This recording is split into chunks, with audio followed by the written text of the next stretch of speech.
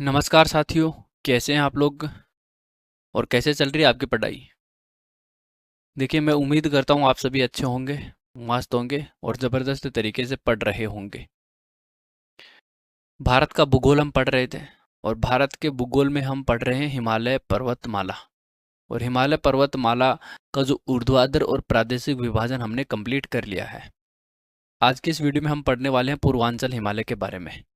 और पूर्वांचल हिमालय जैसे ही हमारा कंप्लीट हो जाएगा, वैसे ही उत्तर भारत के जितने भी पर्वत हमको पढ़ने थे वो हमारे कंप्लीट हो जाएंगे। ठीक है।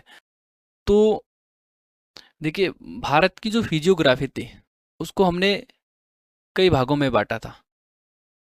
जैसे उत्तर भारत के पर्वत, उत्तर भारत का विशाल मैदान, प्रादेशिक पठार, प्रायद्वीपीय पठार, ठीक है, तटीय मैदान और द्वीप है। तो मुख्य रूप से 5 भागों में हमने वहां पर विभाजित किया था। तो उसमें जो हमारा पहला पार्ट था वो था उत्तर भारत के पर्वत। तो उत्तर भारत के पर्वतों में हम ट्रांस हिमालय को पूरा कंप्लीट कर चुके हैं। फिर हिमालय, तो हिमालय को भी 3 भागों में बांटा गया था, ग्रेट, मिडल और शिवालिक। तो ये पूरा हम कंप्लीट कर चुके हैं। तो आज हमारा बचा हुआ है पूर्वांचल हिमालय। इसको भी हम यहाँ पर देख लेते हैं। तो आज की जो हमारी हेडिंग है वो आपको लगानी है पूर्वांचल हिमालय। हेडिंग क्या है? पूर्वांचल हिमालय। पूर्वांचल हिमालय को पूर्वी हिमालय भी बोला जाता है। लोकेशन आप यहाँ पर देख सकते हैं। देखिए, असम हिमालय, लास्ट वीडियो में हमने असम हिमालय पढ़ा था, जो कि सिक्किम में तीस्ता नदी से लेकर के ब्रह्मपुत्र नदी तक यहाँ पर था। ठीक, उसके आगे ये जो हिमालय नीचे की तरफ मुड़ जाता है, इसी को हम बोलते हैं पूर्वांचल हिमालय। तो इसमें भी छोटी छोटी पहाड़ियाँ पाई जाती हैं, बहुत सारी छोटी छोटी पहाड़ियाँ पाई जाती हैं। उनको हम देखेंगे, उनके लोकेशन हम यहाँ पर समझने की कोशिश करेंगे। तो पूर्वांचल हिमालय भारत और म्यांमार के बीच प्राकृतिक सीमा का निर्धारण करता है। ठीक, विस्तार आप देखेंगे तो दिहांग है। तो दिहांग से लेकर के कालादान नदी तक ये अवस्थित है। ठीक, तो दिहांग नदी यहाँ पर, ब्रह्मपुत्र जब भारत में प्रवेश करती है तो उसको दिहांग बोला जाता है। उसको वहाँ पर ब्रह्मपुत्र के नाम से नहीं जाना जाता, उसको वहाँ पर दिहांग बोला जाता है। तो इस दिहांग नदी से लेकर के यहाँ पर नीचे एक नदी है कालादान नदी। तो वहाँ तक का जो हिमालय है वो पूर्वांचल हिमालय या पूर्वी हिमालय कहलाता है। ठीक है। निर्माण कैसे हुआ था? जैसे और हिमालय का निर्माण हुआ है, ठीक वैसे ही इसका निर्माण हुआ है। जब इंडियन प्लेट जब इंडियन प्लेट यूरेशियन प्लेट के साथ टक्कर की, ठीक है, तो बीच में जो 33 सागर के अवसाद थे इनका वलन हुआ। जैसे trans Himalaya, great Himalaya, mid Himalaya का निर्माण हुआ। फिर नदियों द्वारा लाए गए अवसादों के वलन से शिवालिक का निर्माण हुआ। ठीक ऐसे ही इधर भी एक छोटा सा सागर था, ठीक है, जिसको बाद में नाम दिया गया इंडो बर्मी भूसन्नति, क्योंकि ये इंडिया और जो बर्मा देश है, जो म्यांमार है, उसके बीच अवस्थित था। ठीक है, ये नामकरण बाद में हुआ है, पहले ऐसा कोई नामकरण इनका नहीं था। तो बाद बाद के जो भूगोलवेत्ता थे उन्होंने इस प्रकार ये नाम दे दिया कि इंडिया और जो बर्मा देश है उसके बीच में भी छोटा सा एक सागर अवस्थित था पहले, वो करोड़ों साल पहले। ठीक है, तो उस टेथी सागर के अवसादों के वलन के कारण है ये जो पूर्वांचल हिमालय है उसका निर्माण यहाँ पर हुआ है। तो इंडो बर्मिक भूसन्नति अवसादों के वलन से पूर्वांचल हिमालय का निर्माण हुआ है। अब देखिए, एग्जाम में ये पूछा जाए, मान लेते हैं कि एग्जाम में क्वेश्चन आ गया कि पूर्वांचल हिमालय का निर्माण कैसे होता है, कैसे हुआ है, किससे हुआ है। ठीक है, और वहां पर लिखा हुआ मिले कि टेथिस सागर के अवसादों के वलन से, और वहां पर ये ऑप्शन ही ना हो, इंडो बर्मी भूसन्नति वाला ऑप्शन ही ना हो, तो आपको टेथिस सागर के अवसादों के वलन वाला ही लगाना है, क्योंकि ये भी टेथिस सागर का ही हिस्सा था। ये जो इंडिया और म्यांमार के बीच में जो भूसन्नति का मतलब होता है संकरा सागर, ठीक है, बहुत ही संकरा सागर है, तो उसको हम बोलते हैं भूसन्नति। दो भूखंडों के बीच का जो छोटा सागर होता है उसको हम बोलते हैं भूसन्नति। ठीक है, तो ये जो इंडो बर्मी भूसन्नति है ये टेथिस सागर का ही विस्तार है। तो टेथिस सागर दिया हो तो वो टिक करना है, अगर वो नहीं दिया हो तो ये दिया होगा, तो ये आपको टिक करना है, कंफ्यूज नहीं होना है। ठीक है, तो निर्माण कैसे होता है? टेथिस सागर के अवसादों के वलन से या इंडो बर्मिक भूसन्नति के वलन से। सिंपल सी चीज है। ऊंचाई, ऊंचाई की आप बात करेंगे तो जैसे आप उत्तर से दक्षिण की तरफ आएंगे, उत्तर से ऊपर की तरफ उत्तर होता है, नीचे की तरफ दक्षिण होता है, ये तो आपको पता है ना। तो उत्तर से दक्षिण की तरफ आएंगे तो इसकी जो हाइट है वो कम होती जाती है, ऊंचाई क्या है, कम होती जाएगी। तो ये विशेषता है। जबकि आप हिमालय की बात करेंगे तो हिमालय में आप पश्चिम से पूर्व की तरफ जाएंगे, पश्चिम से पूर्व की तरफ जाएंगे तो ऊंचाई जो होती है वो बढ़ती जाती है। तो इसीलिए जो पूर्वी हिमालय है वो ज़्यादा ऊंचा है, पश्चिमी जो हिमालय है वो कम ऊंचा है। पश्चिमी हिमालय कम ऊंचा क्यों है, ज़्यादा चौड़ा क्यों है, तो वो हम पहले चर्चा कर चुके हैं, सारी चीज़ें हम पहले पढ़ चुके हैं। ठीक। तो पूर्वांचल हिमालय के बारे में आपको 4-5 पॉइंट समझ में आई। नेक्स्ट स्लाइड पर देखते हैं। पूर्वांचल हिमालय के जो प्रमुख पर्वत है उनको देख लेते हैं। पहला है पटकाई बूम की पहाड़ियाँ, जो कि अरुणाचल प्रदेश में, आप यहाँ पर देख सकते हैं कि अरुणाचल प्रदेश का विस्तार कुछ इस प्रकार से है। ठीक है, तो यहाँ पर है पटकाई बूम की पहाड़ियाँ, म्यांमार के पास में यहाँ है पटकाई बूम की पहाड़ियाँ। नागा पहाड़ियाँ, जो कि नागालैंड में है, यहाँ पर है नागालैंड, तो ये पर यहाँ कौन सी पहाड़ियाँ है, नागा पहाड़ियाँ। मीजो पहाड़ियाँ, जो कि मिजोरम में है। ठीक है, लुसाई की पहाड़ियाँ, ये भी कहाँ पर है, मिजोरम में ही है। तो लुसाई की पहाड़ियाँ, पटकाई बूम की पहाड़ियाँ आपको ध्यान में रखना है, क्योंकि इनके नाम थोड़े से अलग है। बाकी नागा और मिजो ये आपको राज्य के नाम से याद हो जाएंगे, नागालैंड और मिजोरम। पटकाई बूम की पहाड़ियाँ बहुत बार एग्जाम में पूछ ली जाती है, अरुणाचल प्रदेश में है। किसका हिस्सा है, पूर्वांचल हिमालय का हिस्सा है। ठीक है, यहाँ पर एक दर्रा भी पाया जाता है, जो आप देख सकते हैं यहाँ पर एक दर्रा है, जो मणिपुर और म्यांमार की सीमा पर अवस्थित है। मणिपुर और म्यांमार की सीमा पर अवस्थित है। मणिपुर कहाँ पर है, यहाँ पर नीचे की तरफ मिजोरम है, मिजोरम से थोड़ा सा आप ऊपर जाएंगे, यहाँ पर मणिपुर है, फिर नागालैंड है, फिर यहाँ पर अरुणाचल प्रदेश है। अरुणाचल प्रदेश यहाँ पर इसी प्रकार से लंबा फैला हुआ है। तो जो तुजू दर्रा है ये मणिपुर में है, मणिपुर और म्यांमार की सीमा पर अवस्थित है। इस दर्रे से एक मार्ग होकर के गुजरता है, जिसको बोलते हैं तुजू मोरेह मार्ग। इस दर्रे से जो रोड जाती है उसको हम क्या बोलते हैं, तुजू मोरेह मार्ग। तो तुजू मोरेह मार्ग कहाँ पर है, तुजू दर्रे में। सिंपल से याद हो जाएगा ये तो, लेकिन आपको ये याद रखना है कि तुजू दर्रा है कहाँ पर, उसकी लोकेशन आपको पता होनी चाहिए। मणिपुर और म्यांमार की सीमा के बीच ये अवस्थित है। ठीक है, पटकाई बूम अरुणाचल प्रदेश और म्यांमार के बीच सीमा बनाता है। नागा हिल्स नागालैंड और म्यांमार के बीच सीमा बनाते हैं। नागा जो हिल्स हैं इनकी सर्वोच्च चोटी कौन सी है, सरामती है। सरामती, तो सरामती इंपॉर्टेंट है, नाम से है, आपको थोड़ा सा याद रखना है। मणिपुर हिल्स, जो कि मणिपुर में पाई जाती है, मणिपुर और म्यांमार के बीच सीमा का बनाती है। मिजो हिल्स, जो कि मिजोरम में पाई जाती है, और मिजो हिल्स की जो हाईएस्ट पीक है वो क्या है, ब्लू माउंटेन है। तो ये भी नाम से इंपॉर्टेंट है, ब्लू माउंटेन। तो ब्लू माउंटेन कहाँ पर पाया जाता है, मिजोरम में है। कहाँ पर, मिजोरम में। कौन सी पहाड़ियों पर है, तो मिजो पहाड़ियों पर है। मिजो पहाड़ियों की सर्वोच्च चोटी कहलाती है ब्लू माउंटेन। ठीक है, ये नाम से इंपॉर्टेंट है, ये आपको ध्यान में रखना है। सरामती और ब्लू माउंटेन दोनों की लोकेशन आपको पता होनी चाहिए, एक नागालैंड में और एक मिजोरम में है। समझ में आ गया, आगे बढ़ते हैं। अच्छा, मणिपुर में एक झील पाई जाती है जिसको हम बोलते हैं लोकटक झील। जब हम झील वाला चैप्टर पढ़ेंगे तो फिर से इस झील की चर्चा करेंगे, लेकिन चूंकि हम पूर्वांचल हिमालय पढ़ रहे हैं और पूर्वांचल हिमालय में ही ये लोकटक झील अवस्थित है, तो इसको हम यहाँ पर थोड़ा सा देख लेते हैं। है कहाँ पर, मणिपुर में। ये एक प्रकार की आर्द्र भूमि है, और आर्द्र भूमि क्या होती है ये हमने पहले भी बता दिया था कि रामसर कन्वेंशन सूची में जो शामिल कर दिया जाता है उसको हम आर्द्र भूमि बोलते हैं। ठीक है, तो आर्द्र भूमि पर रामसर कन्वेंशन कब हुआ था, उसका उद्देश्य क्या है, और उस सूची में भारत की कितने जो ऐसे स्थल है जिनको आर्द्र भूमि घोषित किया गया है, वो सारी चीज़ हम वहाँ पर देखेंगे जब हम इन्वायरमेंट और इकोलॉजी पढ़ेंगे। ठीक है, उससे पहले हम आर्द्र भूमियों पर ज़्यादा चर्चा नहीं करेंगे कि भारत में कितनी आर्द्र भूमियाँ हैं, कौन कौन सी हैं, उनकी लोकेशन क्या है। तो लोकटक झील, लोकटक झील में दुनिया का एकमात्र तैरता हुआ राष्ट्रीय उद्यान यहाँ पर पाया जाता है।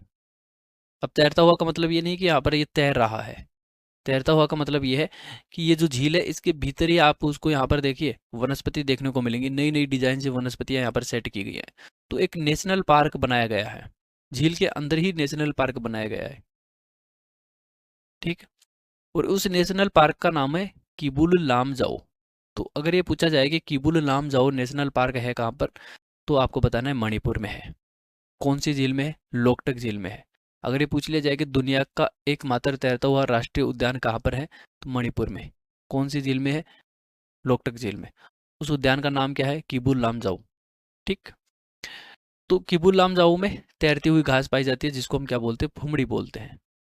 यहाँ पर देखिए, आप देखेंगे तो यहाँ पर इस घास से डिजाइन बनाई गई है, अलग अलग प्रकार की डिजाइन बनाई गई है।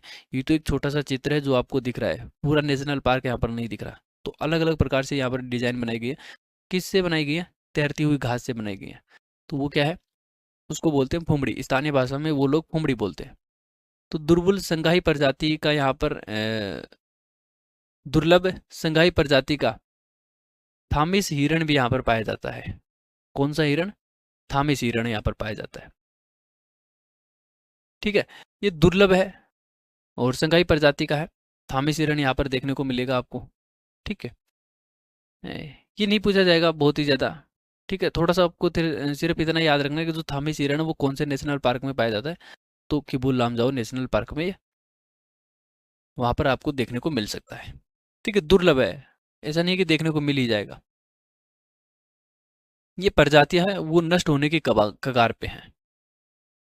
तो बहुत ज़्यादा संख्या में इनकी संख्या भी बची नहीं हुई है।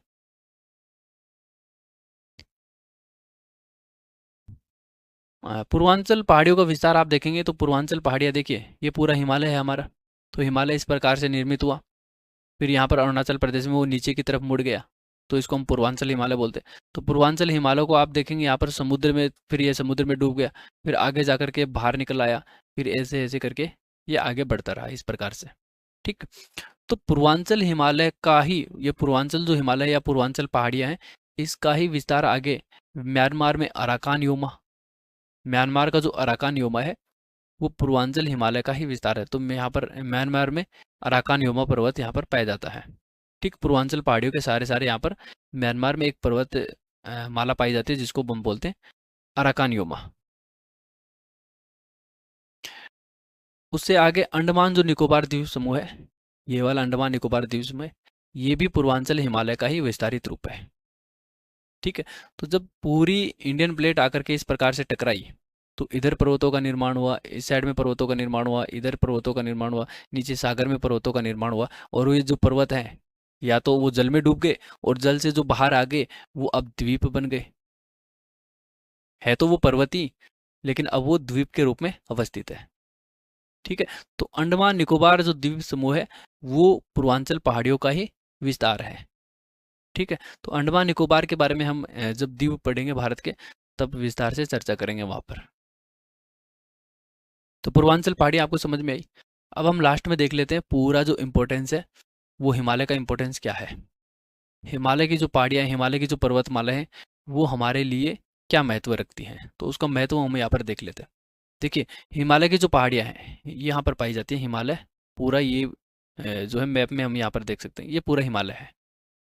भारत में प्रवेश करने वाली ठंडी साइबेरिया हवाओं को ये रोकता है। साइबेरिया हवाएं ऊपर से यहाँ पर इस प्रकार से चलती हैं, तो इनको भारत में आने से रोकता है हिमालय। पहला इंपॉर्टेंस तो ये हो गया। दूसरा, मानसूनी हवाओं को रोक करके पर्याप्त वर्षा करवाता है। मानसूनी हवाएं इस प्रकार से चलती हैं, दक्षिणी पश्चिमी मानसून जो भारत में प्रवेश करता है वो हिमालय से टकराकर एक शाखा तो पश्चिम की तरफ चली जाती है, एक शाखा पूर्व की तरफ चली जाती है। पूर्व की तरफ जो शाखा जाती है वो बहुत ज़्यादा वर्षा करवाती है, और पश्चिम की तरफ शाखा जो इस तरह पश्चिमी भारत में वर्षा करवाती है। तो हिमालय जो है वो मानसूनी पवनों को या मानसूनी हवाओं को रोक करके भारत में पर्याप्त वर्षा करवाने के लिए उत्तरदायी होता है। दूसरी चीज, हिमालय पछुआ पवनों को दो शाखाओं में विभाजित करके शीतकालीन बारिश करवाता है। आप देखेंगे कि सर्दी के समय भी सर्दी के समय भी भारत में बारिश होती है। किसके कारण होती है? क्योंकि जो पछुआ पवनें इस प्रकार से चलती हैं, पछुआ पवनें जो हिमालय से टकराकर ये दो भागों में परिवर्तित हो जाती है। एक जो तिब्बत के पठार से इस प्रकार से ऊपर से निकल जाती है, एक जो शाखा है वो नीचे से निकलती है भारत के ऊपर से। तो भारत के ऊपर से ये जो शाखा आ रही है, ये सर्दियों में भारत में यहाँ पर वर्षा करवाती है। तो उत्तर भारत में देखेंगे आप, तो उत्तर भारत में सर्दियों में वर्षा होती है, जो गेहूं की फसल के लिए बहुत ज़्यादा उपयोगी होती है। ठीक है, तो जो हिमालय होता है वो पछुआ पवनों को रोक करके उसको दो शाखाओं में विभाजित करके भारत में सर्दियों में वर्षा करवाता है, जिसको हम मावठ भी बोलते हैं। क्या बोलते हैं? मावठ बोलते हैं। बारहमासी नदियों का स्रोत है, तो हिमालय से बहुत सारी नदियाँ निकलती हैं। ये हिमालय, और हिमालय से बहुत सारी नदियाँ यहाँ से निकलती हैं। ठीक है, तो जो हिमालय होता है वो बारहमासी नदियों का स्रोत होता है।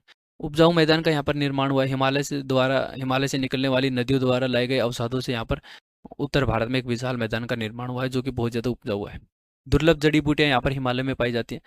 तो आयुर्वेदिक उद्योग का भी ये आधार प्रदान करता है। पर्यटकों के लिए आकर्षण का केंद्र रहा है। ठीक है, हिमालय की बर्फ देखने के लिए बहुत ज़्यादा पर्यटक जाते हैं। वन संसाधनों में धनी क्षेत्र है, तो यहाँ पर साल, चीड़, ठीक है, इस प्रकार के जो चंदन, इस प्रकार के जो उपयोगी वृक्ष हैं वो यहाँ पर पाए जाते हैं। जैव विविधता यहाँ पर ज़्यादा पाई जाती है। आप पूर्वोत्तर हिमालय में देखेंगे तो पूर्वोत्तर हिमालय में जैव विविधता बहुत ज़्यादा पाई जाती है, क्योंकि वहाँ पर वनस्पति ज़्यादा है। खनिज संसाधन, तो हिमालय वाले क्षेत्र से निकिल, कोबर, सीसा, जस्ता, सोना, चांदी, कोयला, ठीक है, तो 2% जो कोयला है वो हिमालय यानी कि टर्शियरी क्रम की चट्टानों से निकाला जाता है। भारतीय उपमहाद्वीप की प्राकृतिक एवं राजनीतिक सीमा का निर्धारण यही करता है। तो भारतीय उपमहाद्वीप की अगर बात करें तो भारतीय उपमहाद्वीप में पाकिस्तान भी आता है। तो इधर भी देखूं, एक पर्वत श्रेणी है, ठीक है, जिसका निर्माण जब हिमालय का निर्माण हुआ था तभी उसका निर्माण हुआ था। ऊपर की तरफ यहाँ पर हिमालय खुद है ही, फिर यहाँ इधर पूर्व की साइड में पूर्वांचल हिमालय है। तो भारतीय उपमहाद्वीप की एक तरीके से प्राकृतिक सीमा का निर्धारण भी ये करता है। विविधताओं के बावजूद भी राजनीतिक और सांस्कृतिक एकत्व का बोध देता है। ठीक है, भारत में बहुत से धर्म के लोग रहते हैं, लेकिन हिमालय की जो छत्र छाया के नीचे जो भी धर्म है वो सब अपने आप को एक ही समझते हैं कि हम सब एक हैं, हम सब हिंदू हैं, ठीक है, हम सब भारतीय हैं। तो सांस्कृतिक और राजनीतिक एकत्व का बोध करवाता है हिमालय। ठीक है, तो हिमालय हमारे पूर्वजों से जुड़ा हुआ है, प्राचीन कथाओं से जुड़ा हुआ है, तो ये हमारे सांस्कृतिक एकत्व का भी बोध करवाता है। तो हिमालय का हमारे जीवन में बहुत ज़्यादा इम्पोर्टेंस रहा है। ठीक है, महत्वपूर्ण भूमिका रही है। तो ये सारी चीज़ें आपको ध्यान में रखनी है। तो इस प्रकार से जो हिमालय वाला जो चैप्टर था, हिमालय वाला जो डिवीजन था वो हमारा कंप्लीट हो चुका है। फिजियोग्राफी ऑफ इंडिया यानी कि भारत का जो प्राकृतिक भूगोल था उसको हमने 5 भागों में बांटा था। उसमें पहला था नदर्न माउंटेन, उत्तर भारत के जो पर्वत है, ये हम पूरा कंप्लीट समझ चुके हैं। 4 भाग हमारे बचे हुए हैं। नेक्स्ट वीडियो से हम उत्तर भारत के जो विशाल मैदान है उसको समझने वाले हैं। तो नदर्न प्लेन्स को हम समझेंगे, उत्तर भारत के विशाल मैदान हम पढ़ेंगे अगले वीडियो से। ठीक है, फिर एक एक करके सारी चीज़ें हम समझते हुए चलेंगे और अच्छे से हमें समझेंगे। जिस प्रकार से हमने हिमालय को समझा है, एक एक चीज़ बारीकी से हमने देखी है, सारी विशेषताओं पर चर्चा की है, उसी प्रकार से हम आगे आने वाले सारे चैप्टर क्लियर करने वाले हैं। ठीक है, ऐसा नहीं है कि अभी हम आराम से समझ रहे हैं और फिर बाद में जाकर के चीज़ों को स्किप कर देंगे, तो ऐसा बिल्कुल नहीं होगा। ठीक है, जो लेवल अभी हम चल रहे हैं वही लेवल एंड तक बना रहेगा। तो अभी तक आपने हमारे चैनल को सब्सक्राइब नहीं किया तो प्लीज़ इसे सब्सक्राइब कर लें, ताकि हमारे आने वाले वीडियो आप तक सबसे पहले पहुंच सके। तो धन्यवाद, थैंक यू, मिलते हैं अगले वीडियो में, तब तक के लिए पढ़ते रहिए और मस्त रहिए।